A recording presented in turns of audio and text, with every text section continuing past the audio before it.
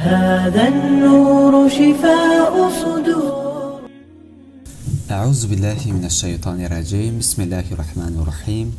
نحمده و نصلی علی رسوله الکریم. اما بعد، السلام علیکم و رحمت الله تعالی و برکاته. بیان نمازهای قضا. نمازی که در وقتش گذرانیده می شود آن را نماز ادا می گویند، اما نمازی که بعد از گذشت وقتش خوانده می شود آن را نماز قضا می گویند. در وقتش به عذر نخواندن نماز و یا قصداً ترک کردن آن گناه عظیم حسابیده می شود. اگر چنین شده باشد باید توبه کرد. به صفت قرض همه نمازهای فرض و وتر واجب را در وقتش نخوانده را ادا نمودن حتمی می باشد.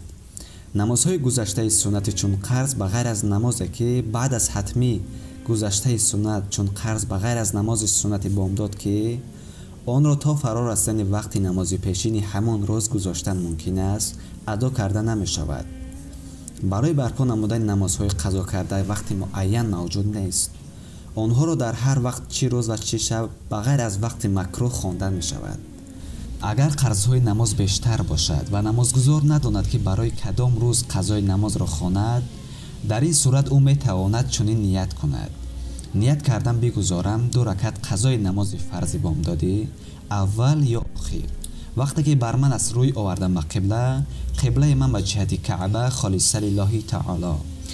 برای گذاشتن قرض دیگر نمازها مثلا پیشین یا عصر نیز چنین نیت کرده می شود. این بود معلومات مختصر درباره بیان نمازهای قضا. واقعی خداحافظ. السلام علیکم و رحمت الله و برکاته.